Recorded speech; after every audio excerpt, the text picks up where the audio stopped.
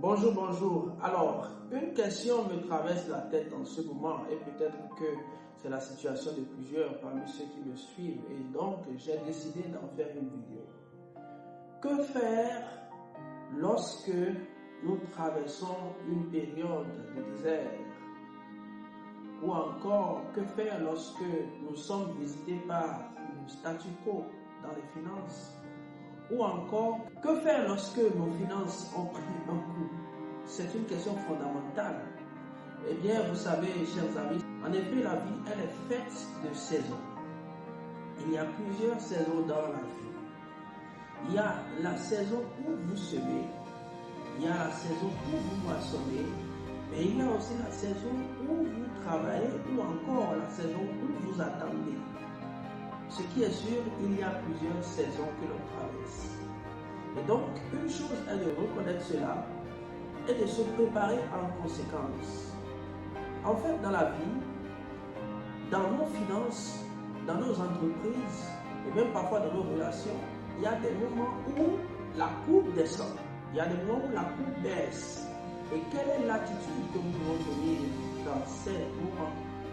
Que faire? Qu'est-ce que la sagesse nous demande?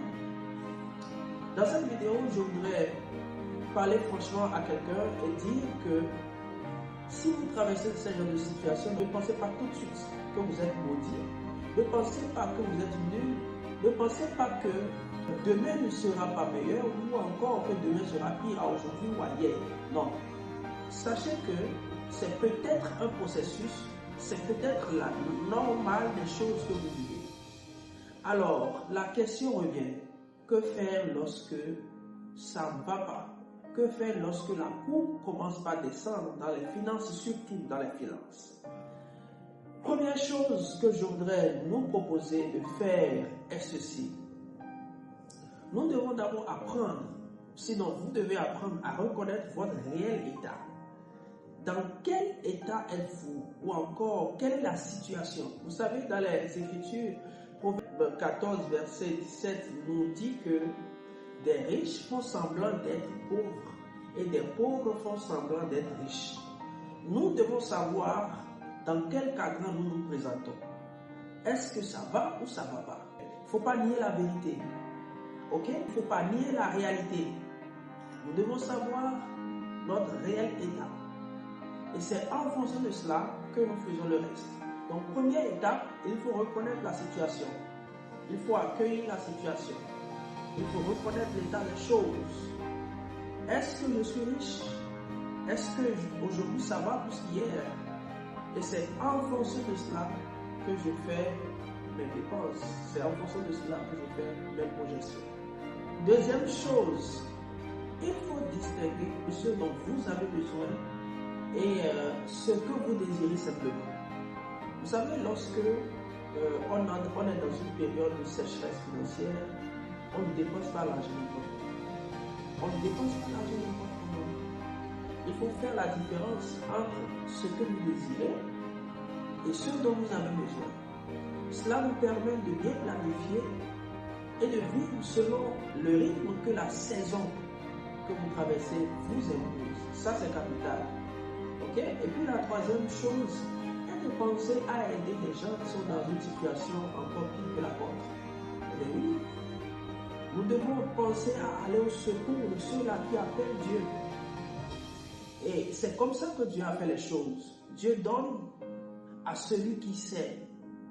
Vous savez, Dieu donne beaucoup plus à celui qui donne. Lorsque vous donnez, vous êtes dans le processus déjà de recevoir ce que Dieu a en réserve pour vous. C'est un principe divin.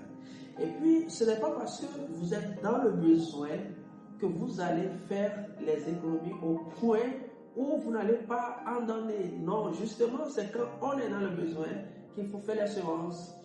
C'est comme ça. La période où on sème le plus, c'est la période où on en a besoin le plus. Je n'ai pas dit d'exagérer non plus dans la semence, non, mais il faut toujours prévoir quelque chose, un budget pour les nécessités, pour ceux qui sont dans le besoin. Et puis, une dernière chose, c'est de travailler. Lorsque vous êtes dans le besoin, lorsque vous êtes peut-être surpris par la sécheresse, il ne faut pas rester là, ne restez pas courir au lit, non. Mais prenez votre courage à deux mains. Et puis reprenez, relancez-vous, travaillez. Travaillez encore. Ne restez pas couché, relevez-vous. Et puis ça va aller. La vie, elle est faite comme ça. Il faut reconnaître que parfois on tombe et puis on se relève. D'ailleurs, il est écrit que 7 fois le juste tombe et 7 fois il se relève. Que le Seigneur vous bénisse. Je prie que tous ceux qui, en ce moment, sont en train de vivre une stagnation, que Dieu les visite, que la puissance de Dieu les visite et qu'ils sortent de cette situation. Tous ceux qui sont dans un trou spirituel, que la main de Dieu vous relève et vous repositionne dans la royauté. Que le Seigneur vous bénisse et vous fasse du bien. Shalom.